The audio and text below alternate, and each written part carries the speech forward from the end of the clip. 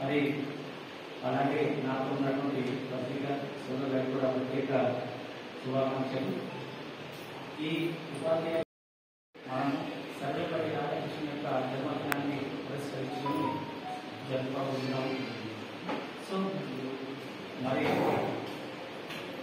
సర్వేపల్లి రాధాకృష్ణ గారు సమాజానికి సేవలు నుంచి ఉపాధ్యాయ లోకానికి తాను రాష్ట్రపతిగా ఉంటూ కూడా ఈ విధంగా మనకి సేవలు అందించారు.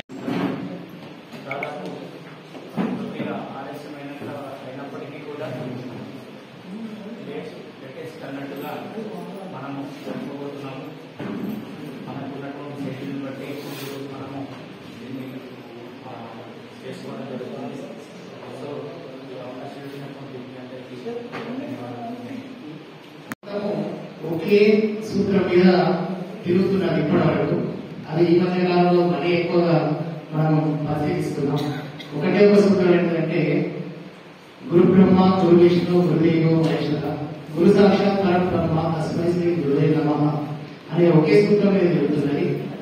మనకు ఎటువంటి అంశాలు తెలియనటువంటి సందర్భంలో, అజ్ఞానపు పొరలు కమ్ముకున్నటువంటి సందర్భంలో మనకు దాని చూపి వెలుగునిచ్చి ఆ వెలుగులో మనకు ప్రయాణింపజేసేవాడు, మన తప్పులన్నింటినీ సరిదిద్దేవాడు గురువు ఒక్కడే. గురువుకు ఎంత ఇప్పటి వరకు కొన్ని రకాలైనటువంటి నాలెడ్జెస్ అంటే ఆర్టిఫిషియల్ ఇంటెలిజెన్స్ వచ్చింది, అయినా కానీ అది గురువుకు సాటి రాదు. గురువు లేకుండా ఆర్టిఫిషియల్ ఇంటెలిజెన్స్ వేస్ట్ అయిపోయింది. తరగతాలుగా ఆలోచించాలంటే మన పరిస్థితి అంటే మొత్తం సమాజ పరిస్థితి ఇబ్బంది అవుతుంది. గురువుని మించిన వాళ్ళు ఈ ప్రపంచంలో